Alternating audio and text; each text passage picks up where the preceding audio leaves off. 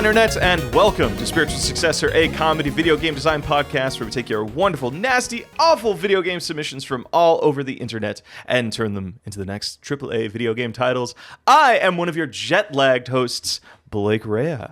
I'm also one of your jet-lagged hosts, AJ Hart. Wait, you're jet-lagged? Where'd you fly off to? Where'd you go? I just didn't want to be... I wanted to be included. Your jet-lag thing sounded really cool, and I didn't have a thing, and so I'm kind of aping it.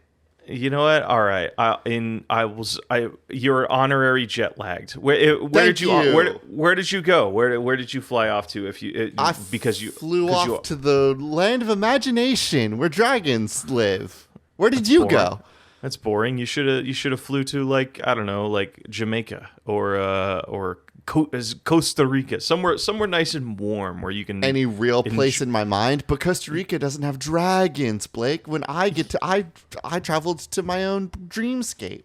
Yeah, but you get to wear your summer skin. I actually don't give a shit about my Rica. dreamscape anymore. Tell me where you went for your real adventures. For those that don't know, like this was, I'm gonna get a little emotional, a little serious. I was deathly afraid of flying. Like there is like, I feel like the best way I can just I shut down basically whenever I had to get on a plane. Like I get non-communicative, I get really shaky, I get really just really fucking scared and like in my own head.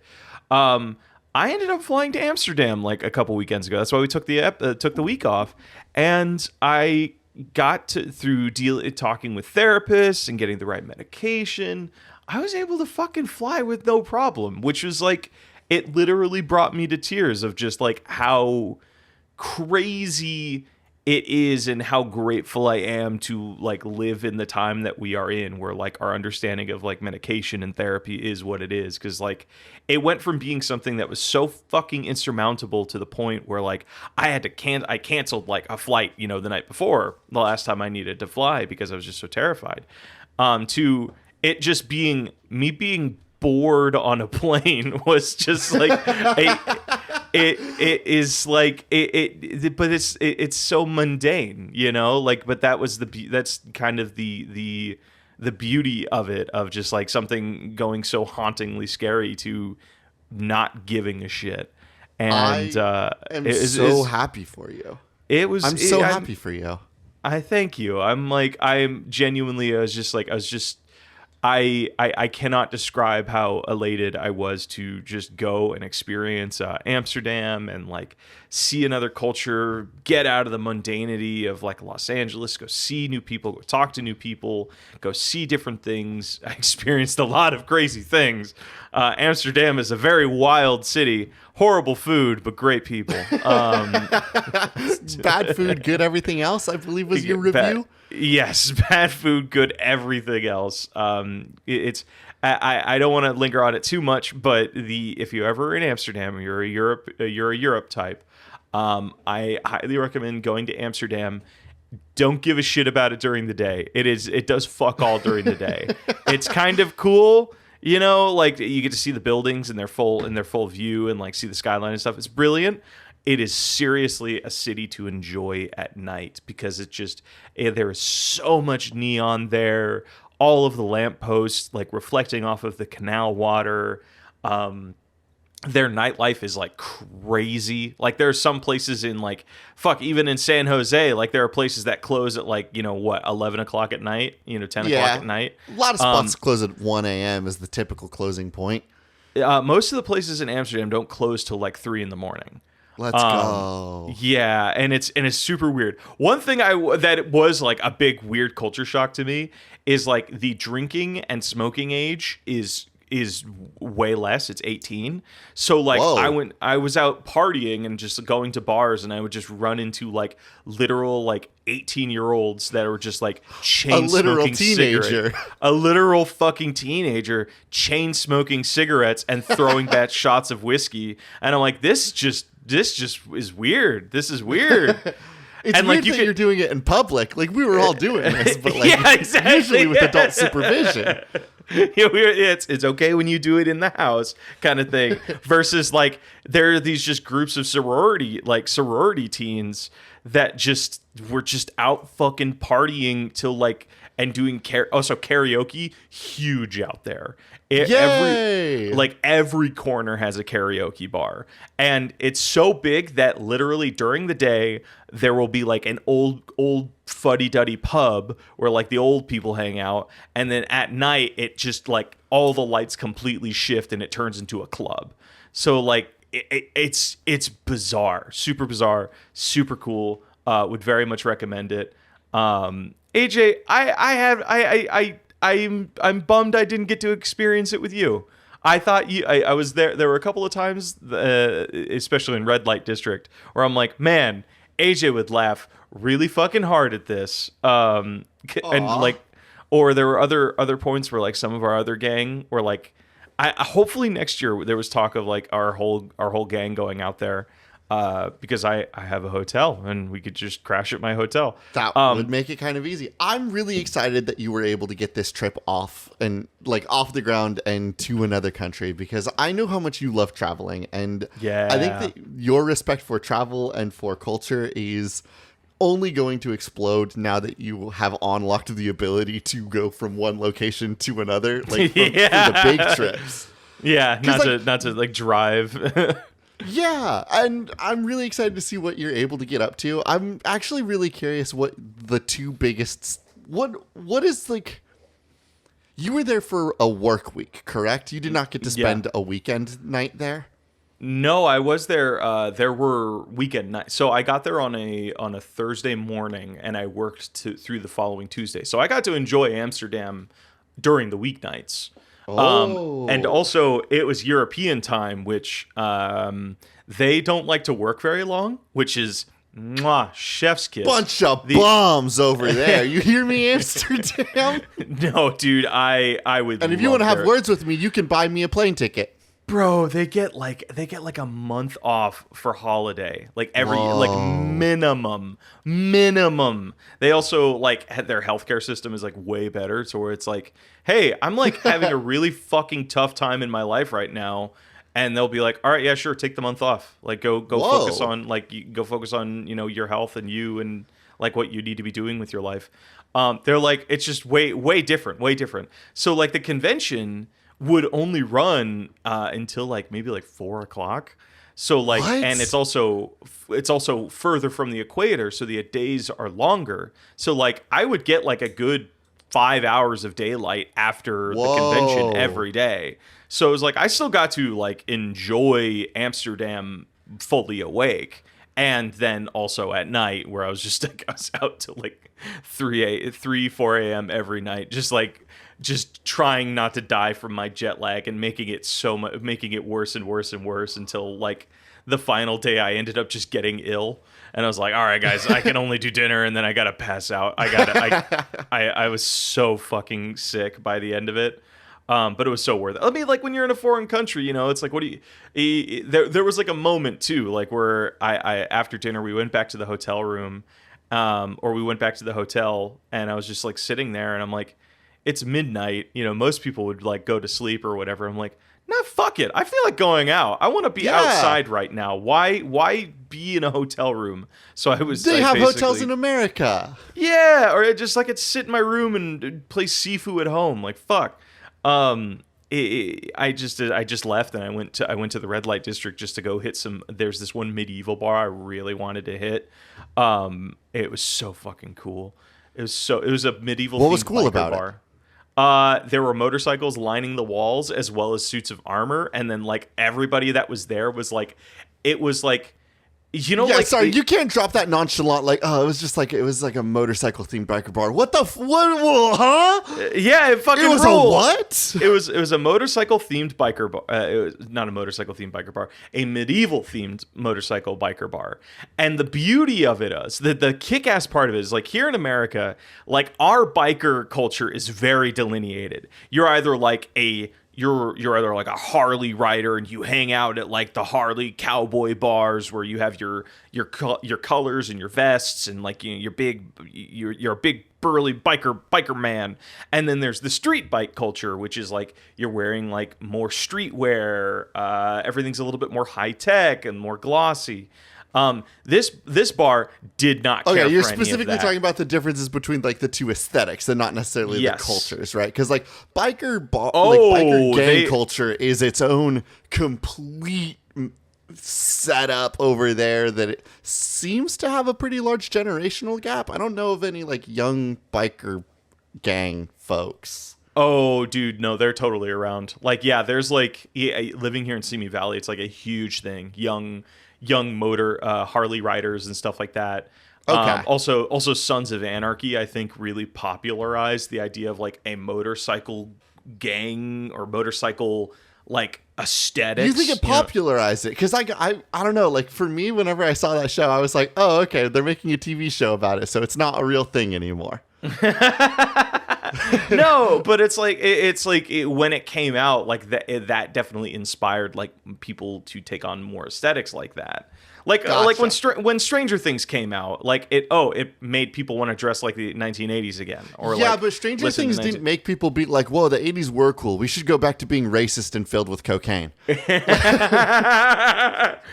To their credit, they thought cocaine was like an okay drug. The racism part, I got no defense for that one. That one's but like that one's, yeah. Seeing Sons of Anarchy didn't make people be like, whoa, we should go back to motorcycle gangs and we should crimes be and white supremacist abducting. bikers. Yeah. Okay, but I don't think that happened. Going back. So the idea is that those two types of bikers are very separate here in the States. This bar. Fuck no. It was like you had the bartender was like an old, like gigantic, like handlebar mustache, bandana over his head, and like just deep fucking Southern accent. Super cool, super rad. And then, the crowd was just like, it was a mix of like other bikers like him, and then people dressed like Celty from like Durarara.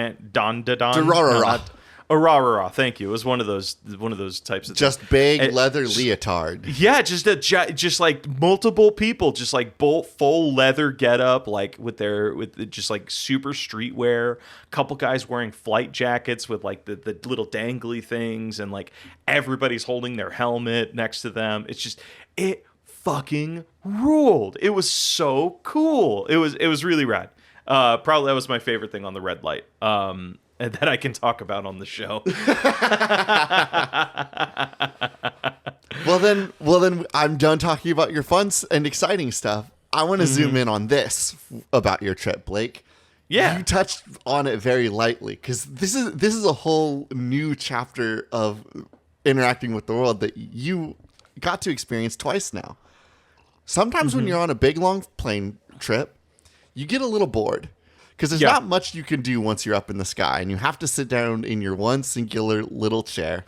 And man, I love sitting on an airplane. I love sitting on an airplane specifically because I love the ceremony of selecting an airplane movie.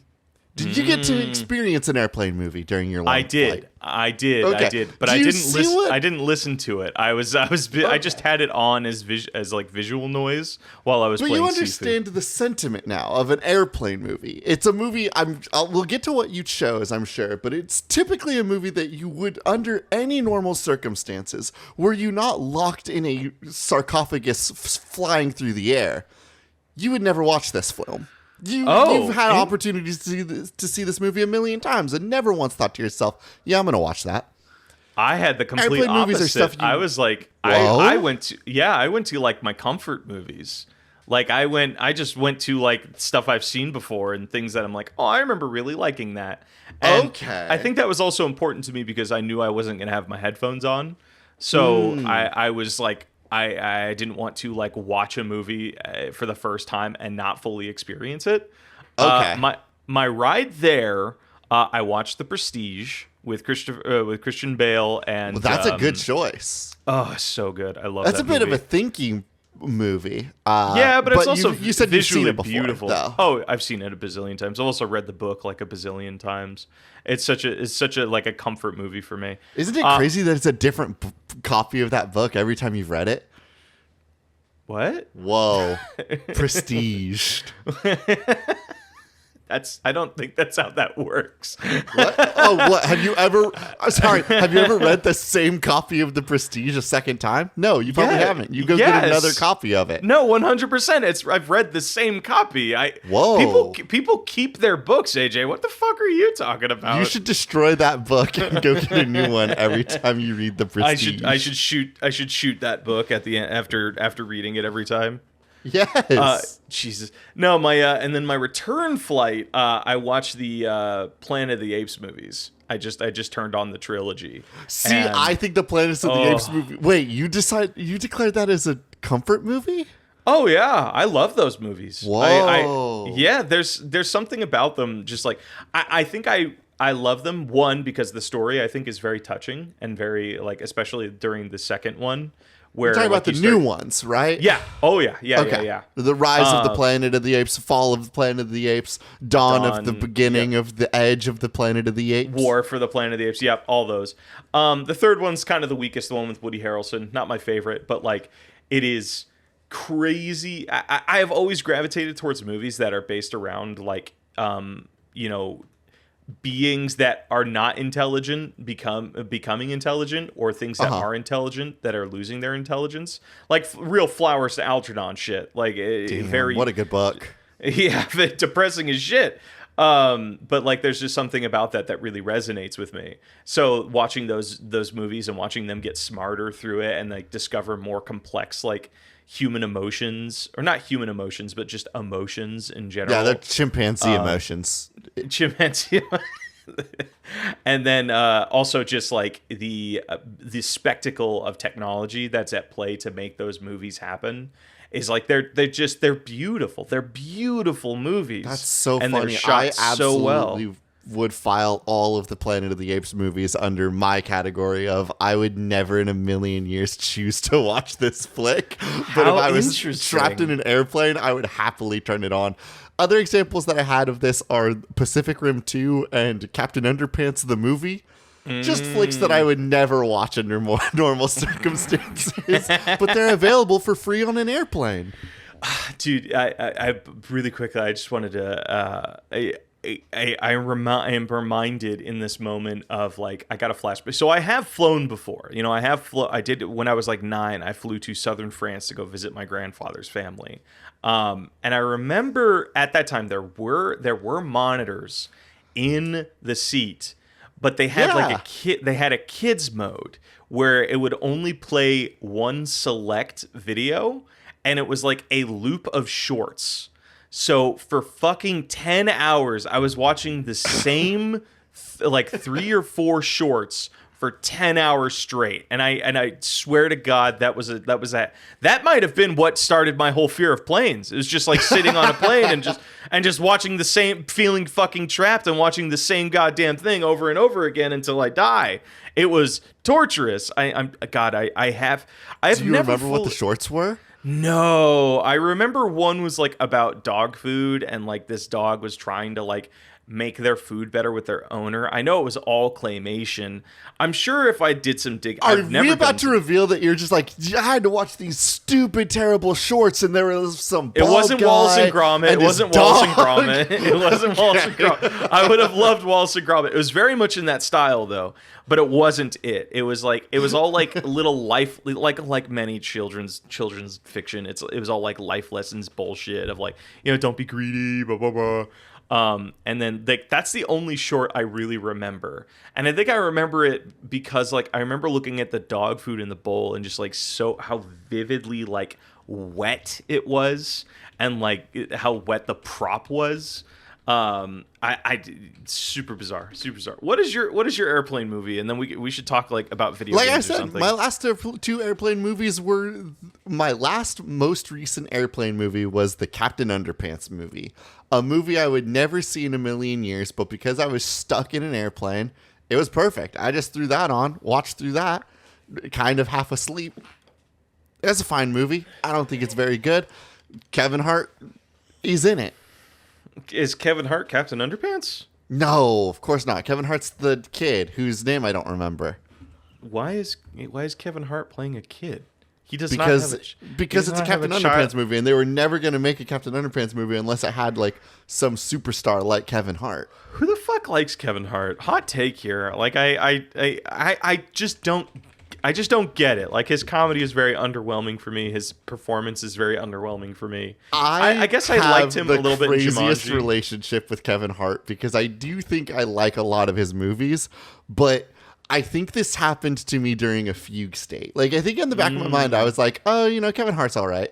And then I had a knee accident. And during my knee accident, I had to go get surgery. And when I received the surgery, I'm there now in the hospital for a couple of days after the surgery. And I can't go anywhere. I'm just kind of bedridden while I go through like the 3 days after. I'm doped up on so many painkillers. I'm not drinking any fluids because I'm hooked up to the IV. They're just like, you're going to lay in this bed for 4 days. And the only stimulus I have is my cell phone and the TV in there. And so I turn on the TV to just see what's on. Blake, do you know who loves Kevin Hart? A high as shit AJ. Cable television and network TV loves Kevin Hart. I'm not surprised. It's like he's popular the same reason. What's that dumb fucking late night show host that I hate so much, Jimmy Fallon, because he's just so milquetoast. It's just so average that like, oh, this can't offend anybody. Put it on cable TV. Blake, I saw so many Kevin Hart movies during my time in this stinking bed. I saw the one where he was with Ice Cube. I saw the one where he was with Dwayne "The Rock" Johnson. I saw Jumanji again. I think there was a sequel to the one that he was in Ice Cube with. I saw Secret Life of Pets. I think I remember did seeing you laugh? Get Hard, though that might have been the Painkillers talking. Did you Kevin laugh? Hart is the one Get Hard is the one that he's with Will Ferrell in. Like, I watched so many Kevin Hart movies while I was in bed after my surgery. So did you laugh? Was it a good time? Absolutely. Okay, so the trick is to make Kevin Hart funny. In night school. He's delightful when you're high, is what I'm taking away from this. When you're on painkillers, Kevin Hart is extremely funny. Dude, I watched so much of him. Anyway, shout out. He was in Grudge Match for a little bit. Shout out Kevin Hart, the upcoming artist, Kevin Hart. Shout out Kevin Hart, this little guy you might have heard of. Actually, he's in really Borderlands, and I haven't seen that yet, but I'm sure he acts his heart out in Borderlands. I hear it's real bad. I've also heard that it's really bad, but hey, a movie can be really bad, and Kevin Hart can also be in it doing really good. That's true. A man can only shoulder so much movie. A quick thing, this just reminds me of something. So on my flight, this episode's going to be a little bit wiggy. Sorry, everybody. I know Borderlands would also be an excellent movie, airport movie. Like, I'm never going to watch that. But if I hop on 100%. An airplane and I see that Borderlands is available, I'm watching it. No questions. So, really quick, it's just like a funny little aside thing. So just full disclosure. So they put me on medication for my flight, right? They put me on Klonopin and Propranolol, which is like anti-anxiety stuff. One of the side effects of Klonopin, I found out, is that anytime I would laugh internally, I would laugh out loud. So I was listening to some John Mulaney like stand up that I had downloaded during the plane. So I would just like, instead of like, being respectful and being like, laughing internally or whatever, I would find myself chuckling out loud and I just couldn't control it. And I thought that was just like it's like, hey, if that's the side effect, that's not so bad. Hey, but just that's like, ideal. Do you know what the opposite of that is?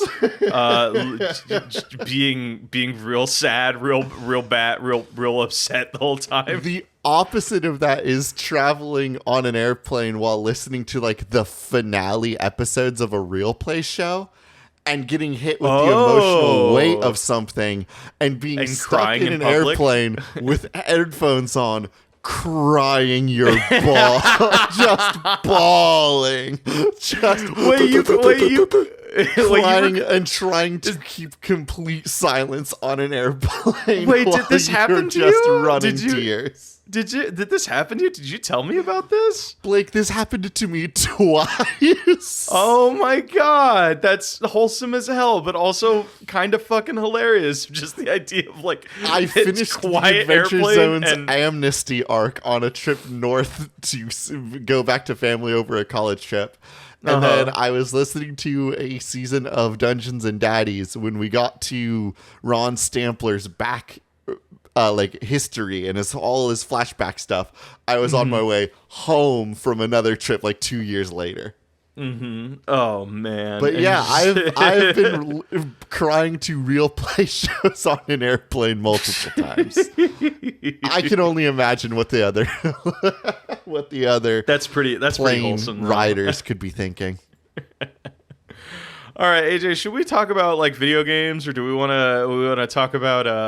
Is there any other bullshit we want to talk about? Because I can go on about. Do we want to talk about real video games or fake video games? Like, do you want to talk about what you've been playing, or do you want to make up some dumb shit? It's your show. We can do whatever you want to do. Oh, my show. I've been waiting 100 episodes for you to finally admit that. You invited me onto the show, but you realized that this is Blake's show. I want to talk about Sifu because goddamn, I fucking love Sifu. I know, God, what was it, like 100 episodes ago? You were on your Sifu kick. Now here I am, years later, on my Sifu kick. I booted, so I have like a little. I would have been rambling about this game approximately 3 years ago because it was my 2022 game of the year because I played it very early on in the year, and I remember sitting there February being like, hey, there's no way they make a game better than this all year. And I was right, of course. It's fantastic. By the way, just to put that into perspective, 3 years ago, AJ, assuming we missed a couple of weeks, that's like 150 episodes ago. Whoa. Isn't that insane? Isn't that wild? Fucking wild. Was that would that have been before our gap year? Our gap year where we needed to take maybe either way that's like still 100 it's like 100 episodes. It's like, yeah, it's a long ass time ago. So I ended up getting Sifu for my little handheld and I booted up on the plane and I have been addicted to it ever since. It taps the reason that Sifu it just really hit me is for our new audience. What is Sifu? So for Sifu is a fighting game where you... No, it's not. Stop. You did the same thing that the Game Awards did. It is not a fighting game. Oh, it's a rhythm game? Is that what you were going to pitch it as? It's an action game. It's a beat 'em up. It's a character action game. Like you wouldn't call Dark Souls a fighting game. No, shut up. Fighting games are 1v1 games where you sit down against another human player to play. How about this? Guilty Gear is a fighting game. If I pissed you off... Marvel vs. Capcom is a fighting game. If I would even go so far as to say that chess is more of a fighting game than Sifu. It's not a fighting game. Words mean things. And I refuse to let somebody on our video game show make the same mistake as some stupid commercial showpiece. Because I know the Video Game Awards was like, hi, look at all these commercials. Also, we don't give a shit. Sifu's a fighting game. And you're smarter than them. You're so much smarter than... Who's the guy that hosts that? No, it's not Randy Pitchford. It's the other guy. Jeff Keighley? Yeah. You're way smarter than Jeff Keighley, and I know you are. So you're not going to make the same goddamn mistake as that jerk-off. I'm sure he's fine. I'm livid right now. Take it again. Call Sifu the right kind of video game. All right. I'm counting you in. 3, 2...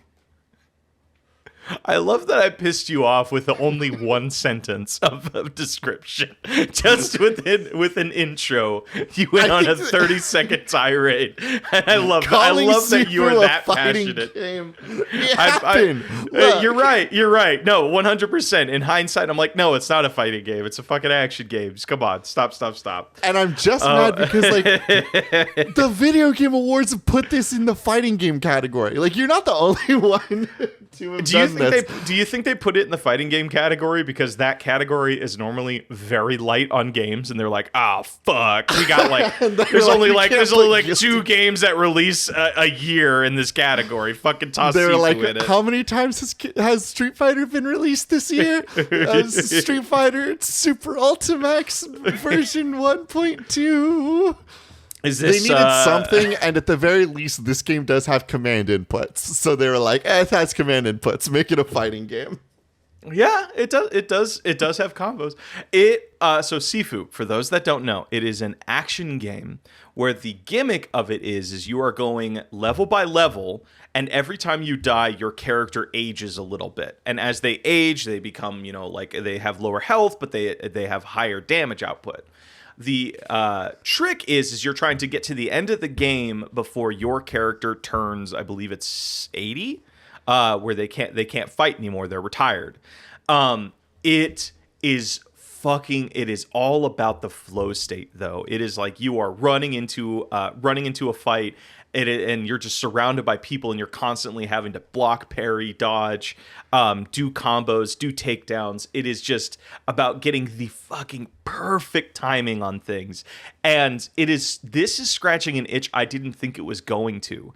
This is scratching my Mirror's Edge / Phantom Abyss itch that I've been having for a while. Those are 2 very distinct itches to be scratching. I know, and that's the weird thing. The thing about Mirror's Edge and the thing about Phantom Abyss, it's all about the flow state, about nailing the perfect landing to where your momentum is carried, that you are going from like beat to beat to beat without any interruptions. And this game is exactly that. It's like going into a fight and you're like, block, parry, cool takedown, awesome. I need to kill this guy within 3 punches. What's the best combo that I can do for that? Oh, here's this enemy type. I need to remember that this is purely like, you do not want to parry this guy because it'll just whittle down your stamina bar or whatever. So just purely dodge, but then in the middle of like that dodging, you're getting thrown a swing that you can parry from another person, and it's like, okay, cool, dodge, turn around really quick, parry, go back to fighting the first guy, do a quick little leg sweep to buy yourself some space to where you can keep your flow state going. Like, it is a game that I am just hooked on the rush of just going from swing to swing to swing to swing and getting a little bit better at it each time. I just got to the 3rd boss, but I'm finding that like the build I had, the other thing that works is like during each level you find these shrines that give you like core upgrades to like you regain more health on takedowns, or like your weapon durability is higher, stuff like that. Those are locked to that run. So if whatever you unlock during your first run, during the first level, it carries into the second level, and so on and so forth. And you can always go back to refill the run. The run's built on like chapters, each level being its own chapter. So if you finish the first level and you were able to go through it extremely well, and you do not ever get knocked out, but you do get those 2 power-ups, it will save it as, congrats, you did this.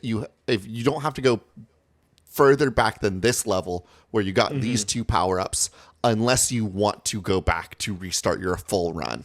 And that's the thing I'm doing right now, where I got to the boss of the 3rd one, the artist, who is all about like dodging. Basically, their first phase is all about mastering like the up-down dodge, and then their second phase is where they're like all about distance damage and throwing stuff. And I realized I built my character to be completely like I don't have anything that allows me to defend against distance stuff, like catching things and throwing them back. So I'm like, all right, why don't I go back? Now that I'm a little bit more seasoned, why don't I go back to like the first chapter? And it feels so good to come back to the earlier chapters when you're better, because you just like, oh shit, I couldn't get through. I had like 10 deaths during my first run of this, and I finished the first chapter at age 30, and now I'm like, oh, I finished the first chapter at age 21. I only had like 1 death during that whole thing, and it's just like that fucking satisfying just feeling of like getting better. And it's like, it's so rare that a video game is able to screenshot and measure a player's intrinsic skill that they've gained through just experience of a game. With a so many of video number. games, like the progression is built on just the numbers and not so much of like, what are you, the human, learning while playing this game? Yeah. And Sifu does offer these incredible little moments where, like, yeah, you made it to the third boss. You're going to go back. You're going to absolutely clean up everybody here. Because by now, like, you know what executions work best on what enemies. You know that if somebody has a glowing health bar, you're probably not going to want to do the execution on them because they could get the glowing health bar means they're a challenging enemy, which means they might get back up. So you'll just run the health bar on that enemy. Yeah.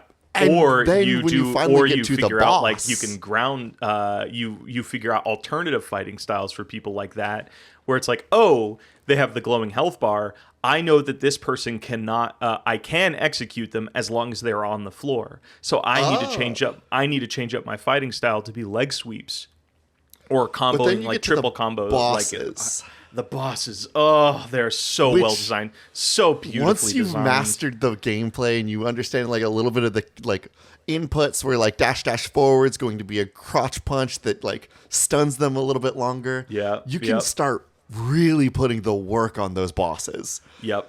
I've found out I can now defeat the first two bosses without dying. That's big. The second boss especially is such a steep learning curve. Yeah, so Have intimidating. You looked at the fall-off rate on achievements of this game? Is it at the second boss that most people quit? It's at the second boss. I think if you're playing it on PlayStation, you can like look at like the percentage of people that have earned the first couple achievements versus the percentage of people that have beaten the second boss. Mm-hmm. It's like a 60% drop. And a little bit that's probably just like the amount of people that pick up a game to try it out. But that second boss is such just a real nightmare difficulty jump. It really became like that's like that was, I can see why, because that was like the up until that point it was like that, just like, oh, fun, haha, I'm gonna try and get through this game, or like I measured it out as like, if I can beat each boss only losing 10 years of my life on each one, I can get through this game.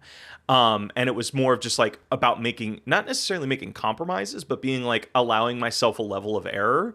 When I got to the second boss, that's where that bug in my brain kicked in of like, no, I want to get perfect. I want to get to the level where this guy does not kick my ass. And that's where I started like doing, because one of the cool things is after you defeat any enemy in the game, including bosses, you can actually fight them again in the training arena, and you can like set the conditions where it's like, oh, I want to practice like all of my dodging. So like, let me go into the training arena against the second boss and I don't have to go through the full level. And you can just practice with them. I don't know if that game had that when I started playing it 3 years ago. That's a big quality of life jump.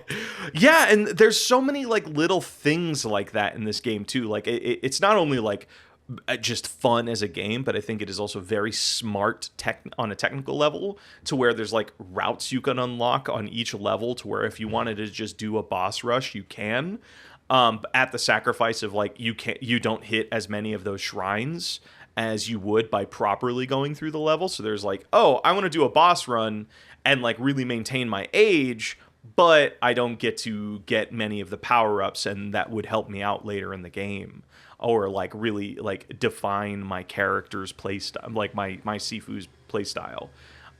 It's a brilliant game, absolutely stunning. It has just the right amount of like reference to popular martial arts media without like it making it all about that. Like I think a really good comparison is like you look at like A Way Out. Very fun game, very good game in its own right. That whole game is a fucking reference to like existing media, you know, from Scarface to Shawshank Redemption to every jailbreak movie ever. And it gets so lost in that, I feel it loses a little bit of its identity in the process. This game, it makes references, like the during the first level is they have the old boy hallway fight scene. Yeah, which fucking slaps. But like outside that, it still stands on its own 2 feet of like, this is our original story. This is the thing that we want to tell. and it's really good. It's really fantastic. I think if I only had one complaint, I think the voice acting is kind of not great. I think it is like, it's sometimes, I could be wrong on this, but sometimes it feels like the people that are voice acting the characters are putting on accents and they aren't actually Chinese. So it's like, it's especially apparent during the second boss where like when he's starting to talk, he'll like have just like a regular English accent, and then it goes into a little bit of like a Chinese lilt to it. So I don't know if like this was. It looks like an all Chinese voice cast. It is. Maybe it was just like maybe English as a second language kind of thing, to where it what didn't mix really well. I would have honestly loved to play this game if it was all in Chinese. I think I look at it very much like Sekiro. I couldn't imagine playing Sekiro with a dub. It feels like, no, this is a game that would feel better in its native language. I think that's my only gripe I have with the game. It's a Paris studio. Paris slow clap. Yeah. Paris. I'm just curious about like where the game was made. It was made. The studio Slow Clap is from Paris, but all the cast seems Asian. I don't know where from. Yeah, they could be French. They could be French. And you know how we feel. That was another thing that was really weird. Hearing all the French people in Amsterdam? Sorry. No, the lack of French people in Amsterdam. Apparently, everywhere I would talk to, everybody in Europe, super, super kind, super loving. Like, yeah, like, hey, we're all in it together. We're all Europe. We're all like, we're all one, and we are all in this together, except France. We fucking hate France. Like, everybody there was like, the French are the worst. And I'm like, why? What is happening? Like, I told them, they were like, yeah, we really just like the French. We just don't like the French. And I'm like, man, I like my grandfather. He's Southern French. And somebody looks at me, he's like, I'm sorry. Sorry, like I'm sorry for you, not I'm sorry. Damn. I said that. Yeah, it was just the Netherlands don't rock with the French, which is so weird because like everything else they're like is super open, super loving, and I'm sure that's like done in jest. I don't think it's like yeah, we fucking hate the French people. It's like, no, it's just like it's I think they look at it, at least what I hope is how we look at Florida here in the States, of like yeah. It's like, fucking Florida. Jesus Christ. They're up to, what did they do this time? What drug is now loose in Florida? Jesus. Yeah, wild. AJ, should we talk about, do you want to talk about a video game you've played, or do we want to like use the last 20 minutes to talk about other people's video games? Oh man, what a tough choice. What a difficult choice this is for me, Blake Rea. I'll talk a little bit about the game that I've been playing, because I actually do want to recommend it. Okay, sweet. I've been playing this little game called Potionomics. Have you heard of this? No. Have you told me about this, though? I probably did. Potionomics is the most recent game as part of my book club. And Potionomics is a business simulator wherein you are the potion maker in a town of adventurers. Please, potion seller. Potion seller, thank you so much. There actually is a reference to that. There's somebody that comes in and Murray's like, I need your strongest potions, potion seller. Oh, that's Nobody cute. knows what that means. You should Google it. It's pretty good. Do you really feel like there's somebody out there that doesn't know potion seller? Blake, I didn't know potion seller. And most importantly, Blake, yes, of course I think that there's somebody out there who doesn't know this. Because, Blake, you're forgetting the number one rule of the internet. That everything on the internet, everybody knows. No, everybody on the internet is 14 years old. Everybody on the internet is 14 years old, which means that everybody on the internet hasn't seen anything. Thank you all so much listening for our podcast, but I do know that you are 14 years old. And while our podcast says that it is for explicit and not for children, I know that you're listening to this. Dear listener, 14-year-old. Just like us when we were 18, drinking, Oh, smoking in the man. home. You can listen to this podcast as long as it's in the house. Don't listen to this on the public transit, and don't listen to it at your high school 14-year-old listener. So yeah, the 14-year-old listeners don't know who Potion Seller is. Okay. Potionomics, though, is this little simulator where you play a potion seller who has to source your ingredients by sending out adventurers, create those potions with those ingredients, and then also go back to those adventurers and send them out armed with those potions. But wait, that's just a side part of the game. The actual intention of the game is that you need to continue making better and better potions so that you can every 10 days enter a potion selling competition where you present your potion versus a rival potion maker. This is how you progress through the game. Like a chili contest. Like a chili contest, yeah. If you are not able to win that chili contest at the end of your 10-day cycle, the game just kind of game overs you and will say, hey, reload any of your saves. But you cannot get any further in the game until you make a potion that can beat theirs. Until you get good. Which is a really firm wall to be putting in a game that otherwise feels very cozy. The character sprites are all charming. I was gonna say, colors. Some of these adventures are kind of baddies, dude. They're kind of cute. Like the straw hat one, the one that has like the cool like fawn ears. Saffron, Saffron's cool. Kind of a baddie. Blake, you would probably kill for Zid or Roxanne, but who wouldn't? You got two eyes and a brain. Zid and Roxanne. Let me look this up. Zid and Roxanne. These are two different people. So this game is a little management. You just have to continue making your potions, continue selling those potions, and make sure... Which one was that? Zid. Holy fuck, they're so cool. Yeah, they're really cool, dude. I love their jacket. Like the big fucking buckle with the... Oh my god, they're so rad. The character designs in this game are so good. Very well thought out. Very What's cool. daunting about this game, though, is I mentioned that 10-day check mark is firm. If you are not able to create a potion that is that good by that 10-day cycle, that's it. You have to start reloading some saves and start redoing these potions. You're fucking good, but that time nerd. keeps moving. And anything in this game, from selling potions to trying to go out and buy new ingredients to sending out adventurers, all uses time on the clock. You get 6 things you can do in a day. You get 10 days to prep for the next tournament. And so this game pushes the player at a constant clip that is surprisingly challenging and daunting to continue to juggle. Yeah. For a game that looks so cozy. The dialogue is also equally very cozy and sometimes cringe as hell. I actually think the writing is kind of dorky and not very good. Oh, but it's really? all voice acted. Yeah, it's there's like a couple characters that I think the writing is exceptional, but a lot of them are kind of dorky and cringe. Who gives a but shit? It's all sounds like you could romance characters. So you Mint, supposedly, my darling, you are so fucking cute. Tomboy supremacy.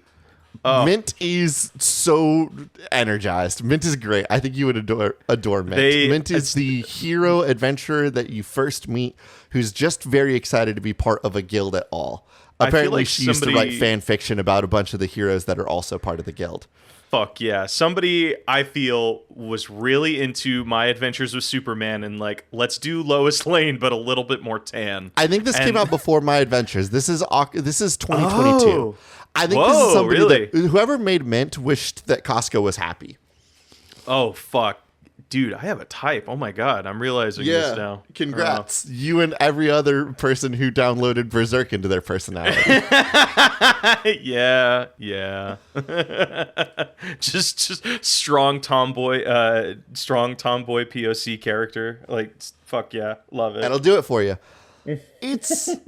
This game's really good. While the writing is not very great, the systems all feed into each other in really satisfying and daunting ways. I was mentioning that you create potions that you can sell, but you may not want to sell all of those potions because when you send heroes out on adventures to get resources for you, they need potions in order to do a successful mission. So you'll like, there's a little simulator or a little menu that will show up that says, hey, this hero can only take on 7 of these monsters, but if you give them a potion, they'll be able to take on 9. And so, okay, cool. Then instead of selling this potion, I will give it to the adventurer. So it's a bit of like a math problem. There's so much math problems because the potion making is done via math. All of the ingredients that you get back have different number values. And you don't get to just be like, oh, this potion requires a blueberry, a slime, and a rock. The potion making says we need 22 green, 12 blue, 7 red. And so then you have to look at all of the values that come out of the berry, the slime, the rock, and create the right ratio to make a good potion. This game's back end is so crunchy, and you would never assume that looking at the character art.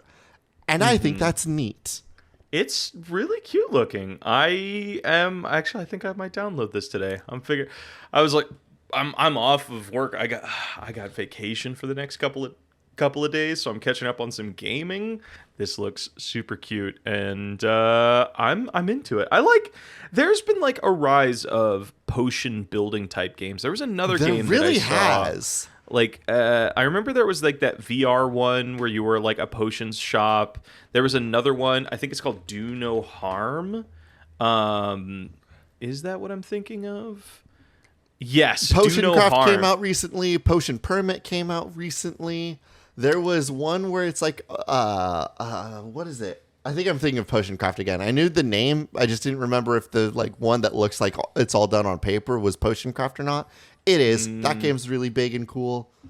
It's there's something nice about that. It's like there's that satisfying like combining colors to make something.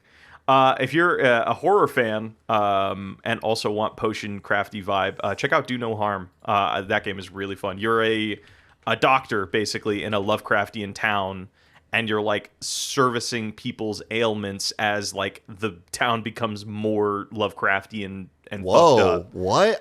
This game is what? This has 600 reviews. What is this game? How did you hear about this? I think I saw like a Let's Play of it. I think I forget who I watched play it, but it's like it's super cool. It starts out like super simple where it's like, hey, I got a tummy ache. How can I got problems in my lungs. What can you shoot me up with? And then like you start finding out there's like eldritch monsters trying to communicate with you, and I don't know the full narrative yet. Because I still need to play more of it. But it's good. It's cute. It's a little jank, It's like definitely made from a small studio, but it is. I enjoyed it. Neat. All right, we should talk about at least one video game. At least one. This is our get back into the swing of things. Blake went on an Amsterdam trip. AJ went on a flight of imagination, and you know what? We're both just vibing. Let's talk about one game. Do you want to give the game, or do you want me to give the game? You give the game. You seem so itchy and desperate to get one in. Surely you've got some heat. It's because I'm so sleepy, and the sooner I give a game submission, the sooner I can pass the fuck out. This one comes to us on Reddit from Carcinic at Nip. Godzilla skateboarding. We were talking about Katamari Damacy last week. I was just thinking Katamari Damacy, actually. Yeah. We were talking about that last week, and it just I remember like the later levels where it's like you're just rolling up like buildings and cities and stuff, and I just remember how cute and fun that was. Is there a way that we can like try and combine that, but with like a Godzilla on a skateboard, like you're grinding like the Golden Gate Bridge, you're I think what's so fun about Katamari Damacy is watching the architecture of things that seeing the architecture and things that you see mean different things to you as you continue to get larger. What's so cool about Katamari Damacy is at the beginning of the game, you see a pair of stairs, and you're like, that's a wall to me. I know that that's stairs, but that's a wall. I'm not going up there. And then later on, once you are big enough to go up those stairs, you'll see those stairs as stairs. And you're like, whoa, stairs cool, don't mean shit to me. And at the bottom of the stairs, maybe there's like a big mountain. And you're like, that's nothing. Like, that's a big hill. I'm not going to be able to make it up that. But then you get a little bit bigger and you start to realize that the hill, that's not a hill. When you're this big, you have stairs and a hill. You have a ramp, baby. You have a hill and a ramp. Let's go. And so it's the size of everything and the geography changing its meaning because of the context of you getting bigger and bigger and bigger. Yeah. And I think there's absolutely something that we could do here with a Godzilla. The architecture all mattering differently when you are little and when you are big. So how about you do... this starts off like... this is... I forget what Godzilla it was, but it was the one that like... evolved over time, and it was like the bug one. I think it was like No, it wasn't Shin Godzilla. It was Godzilla Zero, maybe. How about? Wait, are you talking about? It's the one where Godzilla movie, or the like rubber suit Godzilla one where he fights other monsters, and there's a bug one that eats humans, and then eventually gets big enough that it can fight Godzilla. No, I'm talking about Godzilla Zero. I believe it's the one where they actually. It leaned more into like the infrastructure of like what Japan would do with like a Godzilla-sized threat, and like how the firefighters and stuff. It was really the one where he's a gross worm that digivolves over the movie. Yeah, what if we're that one and we start off as like super small little lizard, and we are skateboarding on like little sidewalks trying to cause as much damage as possible with our it also looks like, design-wise, it looks like Untitled Goose Game. We start off as a little lizard, and our whole goal of each level is to cause as much chaos as possible while also getting as high a skateboarding points as possible. So kind of not two games. Because the radder you are, the bigger you are. The radder you are, the bigger you are. So like each level ends. You're trying to generate rads, radiation. The more rads and radiation there is, the bigger you become. Holy shit, you're so fucking funny. That is so fucking funny.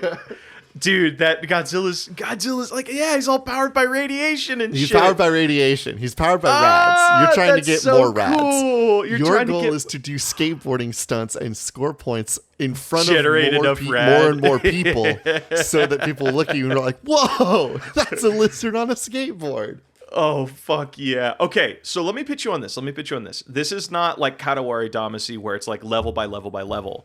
No, it's Tony Hawk. What if it's like it's it's by runs? So you always, at the beginning of every run, you always start as like the little lizard, and you're just seeing how far you can get, and the end of the game is world domination to where you like get big enough to go for it. What if it's Skate 3 meets Katamari Damacy? Like, it is a map as big as Skate 3.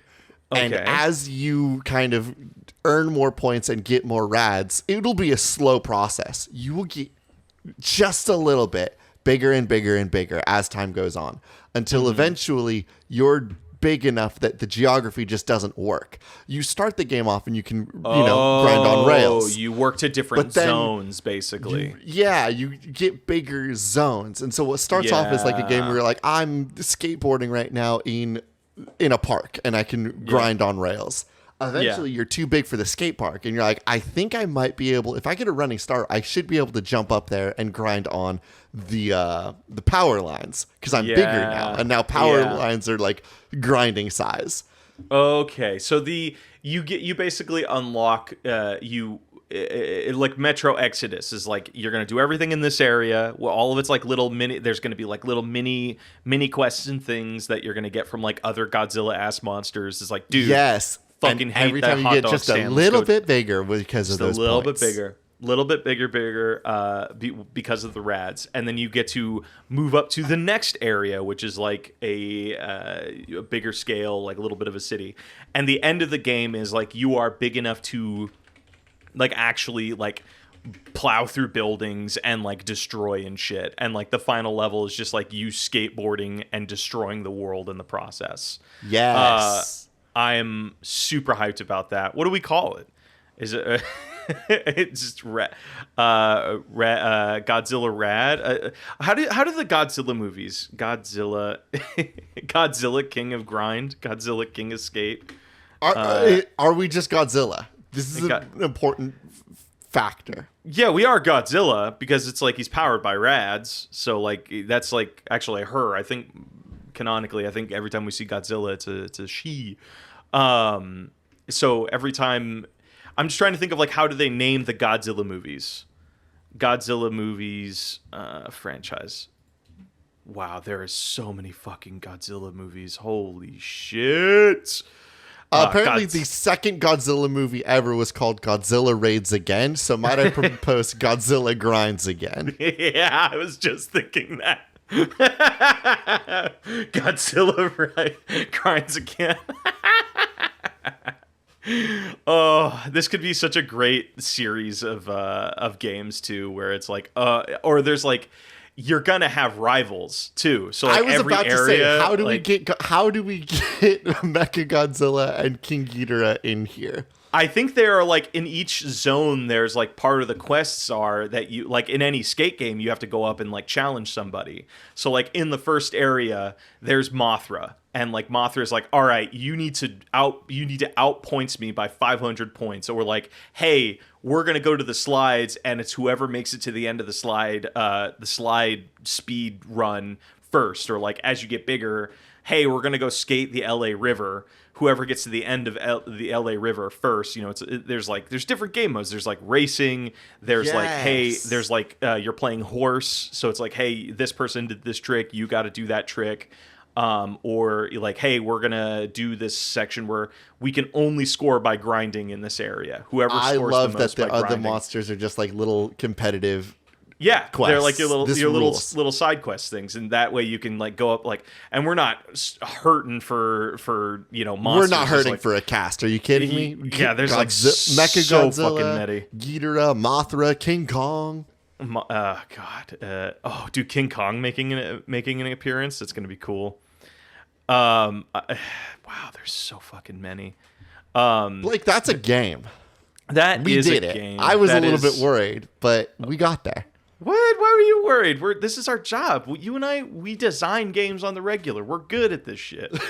This shit's easy. This shit's easy, man. We've been doing this for like, I don't know, a long time. 5 years, 6 years at this point. 5, 7, 200 years roughly. Yeah, we're gonna keep going. Many more games in the future, and probably more episodes where we do not design games and just talk about bullshit for a little bit. Blake, do you want to go to patch notes? Let's go to patch notes. Hello, everybody. Welcome to patch notes. Quick, get a Blue Sky. Go get Blue Sky. Ooh. Blue Sky just introduced an update that lets us save posts. And I know that probably doesn't mean anything to most people because we all have the ability to create 1,500 billion bookmarks, and everybody has an Excel document off to the side with all of the things that they want to find from the internet saved. But for me and Blake, who need to hunt down game submissions, having a bookmark feature is actually really huge. It's super fantastic. So please, because Blue Sky introduced because Blue Sky introduced Blue Sky has check system, marks now.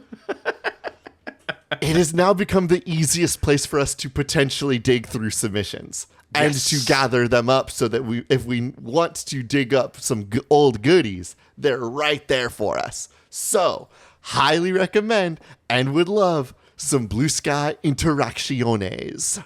Please and thank you. It's all linked also, in the please and description thank you. I'm not the boss of you, so I should be asking, please. As always, the intro and outro to our show is Cheap Shot by Anna Monoguchi, an excellent song from an excellent band for an excellent game. I've been one of your hosts, AJ Hart. And I have been your other host, Blake Rea. This has been Spiritual Successor, and these are cool games that should not be